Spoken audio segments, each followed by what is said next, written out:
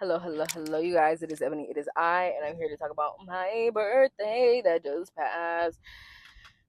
At this point, it's Monday. It's the 17th, so it's been 3 days. But honestly, it's very interesting because it wasn't even like a super interesting birthday. Do you guys like my One Punch Man shirt? I got it yesterday. This week I'm trying to use all my birthday topics, all my birthday rewards. So it still kind of feels like it's my birthday, even though it's past. And this is honestly the first year it's ever been like that. This is the first year I've ever done multiple celebrations for my birthday. Like I did something on the day of my birthday, I did something after, even though that went dog shit. I talked about that in my diaspora video. I have basically 2 more dates coming up for my birthday, and like I said, throughout this week, I'm going to continue to get different kind of rewards and stuff like that. So it really is my birthday until the month ends. I've never been that kind of person. But I've never really enjoyed celebrating my birthday. And I can honestly say that maybe this year, the last time I enjoyed my birthday, like actually really enjoyed it, was probably like I was probably like 14 years old. Like I think on my golden birthday, like I went to the carnival and that was cute.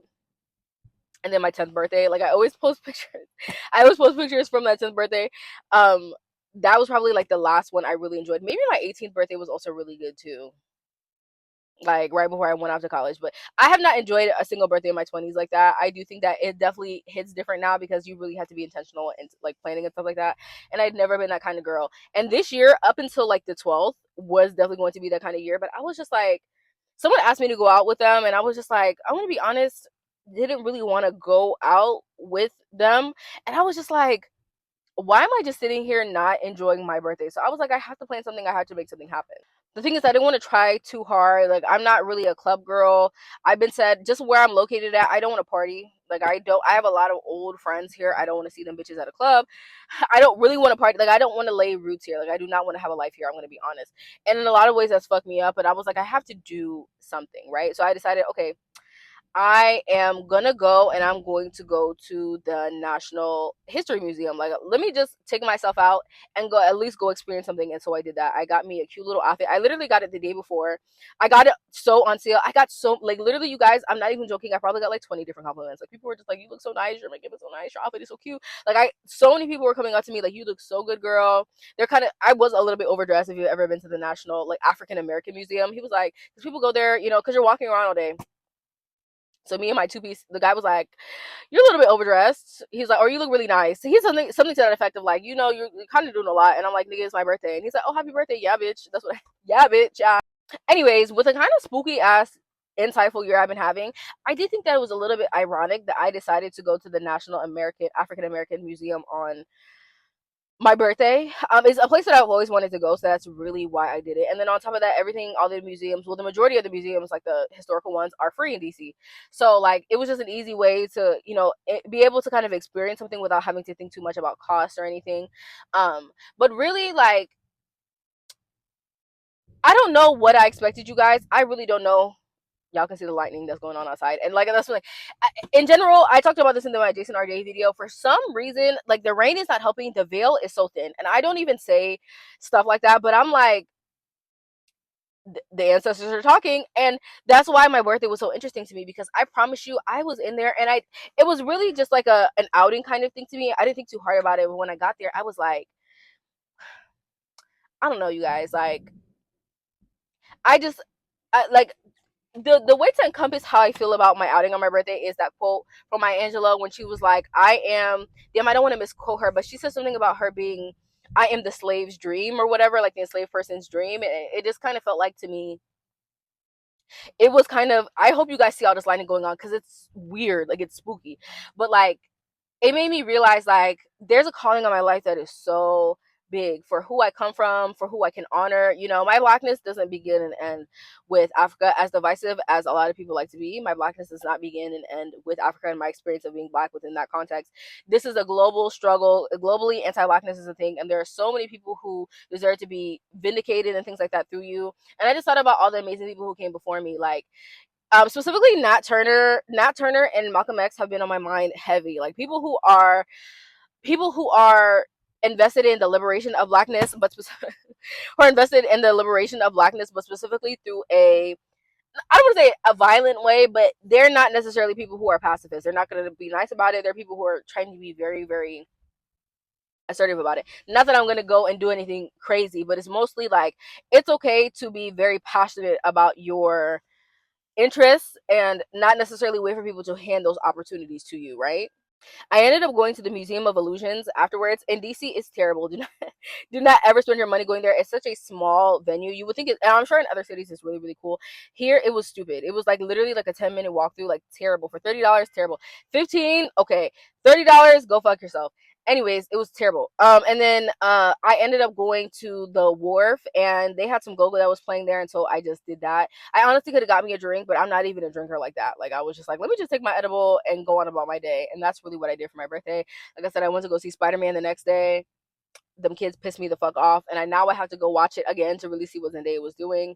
Um, yeah, I do have some more outings, like I said, planned. Like I have a couple more dinner dates to go on, but we'll see if that even happens this week. Because I'm gonna be honest, as someone who, like I said, has never celebrated my birthday on multiple days, I'm kind of exhausted. Like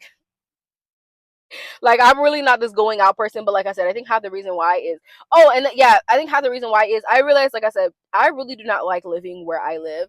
I talked about it when I first came back from my vacation in June. I was like, you guys, I feel so out of place here. And I never really felt like this was going to be like where I ended my life. Like I never really felt like that. But like I was like being in DC this weekend made me realize, you guys, I don't like living here. I don't like living here. I want to be by the water. I'm like, I'm actually okay. I'm actually okay with the concept of a city, of having access to things. And, I'm not opposed to the ways that cities keep you connected, right? Like, I would love to live in a city, but I realize I actually either have to live in Miami or like in Florida somewhere, or I need to live in California somewhere. Mostly because I want to be by the beach. I want to have access to real nature. I'm looking around DC and I'm like, you guys, this is landlocked. There's no water. It's all of it is artificial. Everything is stacked on top of each other. I fucking hate it. I hated it. Like I was like, bro, I went to go because I fucking got my period in the middle of the day on my birthday. You guys don't even understand. I'm walking around the museum. I'm almost done, and I'm like, damn, my pussy is wet right now. I'm like, what is going on? I go to that bathroom. You guys, I gagged. I was like, are you fucking kidding me? Like, are you kidding me, bro? But I go to the nearest CVS to go get a pad. Why is the CVS 2 floors? Why? Like I hated it. I do not like Washington DC. I don't want to be here anymore. I don't live in DC, right, by the way. But I don't want to be here anymore. I don't want to be in this area anymore. I'm tired of it. I don't like living here. It's just like I don't like the people. I don't like the amenities. Like of course DC is amazing if you want to, like I said, find some cute free things to do, historical things to do. But it's just like it's just not going on. I would say the DMV is a boneless Atlanta. Like I honestly, if Atlanta had a beach, like a real beach, I would go there. But I'm like, no, I really want to be by the water. Like I want to be able to, and like mind you, the DMV has beaches, but bitch, I don't want to go to no motherfucking Ocean City, bitch. I don't want to do I don't want to go to Virginia Beach. I don't want to do that. Like I don't like it here. I don't The Potomac River is dirty and nasty. I don't want to be here. I want to be somewhere that's actually tropical, but I have access to a city. I just want to feel like if I want to put my toes in the sand and run away to nature, I can go do that. But when I want to go downtown and actually have a actual nightlife scene, I want that at the same time. I do not want to have to sacrifice nature and water for city life. I do not like living in a place with no water. Like it's just like I just look at DC as just so soulless. Like all you have is a bunch of white and Asian finance people, and then you have black people and stuff, homeless on the block. Like it's everything about it is just terrible to me. I understand it for the access point of it, but it's not like I just do not see how I feel like everyone is faking it. Like I feel like everyone is faking enjoying living in the DMV area because like ew, like and I've been to that, but yeah. Honestly though, my you know what it is, like I promise you that trip gave me so much insight on terms of what I want, in terms of like how I want to live my life, especially moving into my later 20s and just in general what I want my adult life to be, like where I want to live, who I want to honor, why I do what I do and who I do it for. Like I said, it was really eerie being in the place of so many ancestors and so many iconic black people on my birthday. I was like, I have to make something of my life. Of course I've always thought that, but I was like, no, there's really a bigger calling on me, because for me to choose to be here on my birthday, finding, experiencing so many of these people's energies, because, like, I don't know, I'm a little bit of a weird bitch. I'm a little bit of a weird bitch, and I know I feel things different than maybe some other people do, and I was just like, I don't know, you guys, you don't even understand. I was like, this is just, people might just see the history of this, and I see 20 different people for me to kind of interact with and get messages from, to experience history through in a very personal way, in a way that, like I said, a lot of people don't relate to. But yeah, it really just put in check what I want for my life. Like, and so I tried to do this on the day of my birthday, but I just been really exhausted because, like I said, I'm on my period. But I finally got around to making a vision board. I'm actually not going to show you guys just because I know I have a lot of people who do not like me on YouTube, which I don't really give a fuck about. Oh yeah, we're gonna talk about that too. Um, I know I have a lot of people who do not like me, but I am making a vision board. I will probably never show you guys the entirety of what my vision board entails, just because, like I said, I know that there are people who do not like me who still incessantly watch my stuff and talk about me. But I am making a vision board just to be very, very centered about what I want to do this year. But that will also look like, so people now, I haven't gotten a lot of TBFS comments because I if I did not make it clear, let me make it clear now. I'm definitely not totally stepping away from like spiritual like energy videos, but I'm gonna be honest, you guys, from this point on out, it's going to be on the back burner of it. At some point in time, especially when I get to the point of having a membership, I'm probably gonna put all of that behind a paywall. I'm basically no longer, unless it's like a celebrity video that I find really relevant and I would like to share with the public. A lot of these extensive like celebrity videos and all these TBFS videos, they're probably going to exist behind a paywall. I'm going to be honest, at this point in time, I said before, I've given so much energy to this TBFS topic. This is, and me stopping has nothing to do with the people who don't like me. If they were going to stop me, I would have stopped 5 videos in when the bitches was telling me I talk too much. All y'all bitches can suck my clit from the back. Happy birthday to you, bitch. But like, I literally don't care about any of that. It's really just like I have given so much to that, and I did it because it was a hobby. And in hindsight, I think I did it because it made me a lot more comfortable being on camera and knowing how to assert myself on the internet, just in general, but really how I would like to present myself. Like it was definitely a learning curve, but it has not expanded my channel the way that I want. And a lot of those people, I think they had it in their mind that I was just gonna come in and my whole thing was just to monetize off of this conspiracy theory. When in general, it was just about being able to kind of create a consistent platform, and this definitely helped me with consistency. But it hasn't grown my channel. So at some point, I've given you guys 60 videos. I'm not going to continue to keep on making videos about it, and it's not lining my pockets.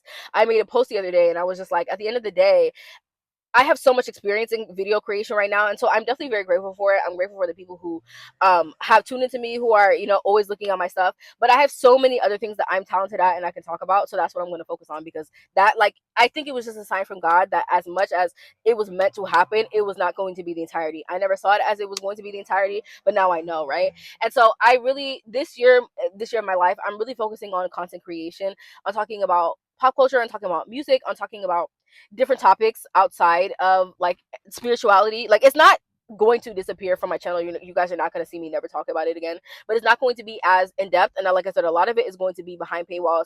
I'm going to be honest. I'm telling you guys, I'm warning you now, the price is going up. So if you ever wanted to book with me, if you ever had any interest in anything that I do, book with me now. I'm telling you, by the time that late September, October comes, do not act surprised when you look at them prices and they're different. Especially if you're someone who has never booked with me before and you want a $20 reading at a time, but at that time it might be 50 or 60. Like the price is going up because I am talented at it, but like I feel like people kind of take it for granted, because also that's another thing. They take it for granted because it's very, very accessible for me. So it's just not going to be that. You guys are going to be getting a lot more of my opinions and my personality. I'm so sorry for you guys who have been here for that content.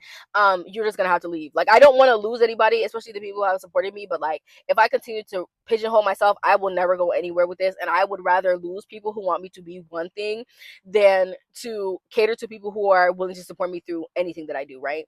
And so, yeah, like I said, you guys are definitely going to see me post more on shorts. My other social medias are going to be utilized more. Like I said, I definitely had something happen about 6 months ago that was a little bit like y'all saw when my videos went private, and I will talk about that. I still have not talked about what really happened in depth there, and I will definitely explain when I feel like the time is right. But like, that situation made me pigeonhole into the TBFS topic so much, just out of I just wanted to focus on what I loved, right? I think that's what last year brought to me, really just trying to focus on what I love, even if it was kind of to my detriment, not necessarily mentally, not necessarily within myself, but it did not allow me to become who I was materially, because I had felt like what I loved was being taken away from me, or people were trying to take that away from me.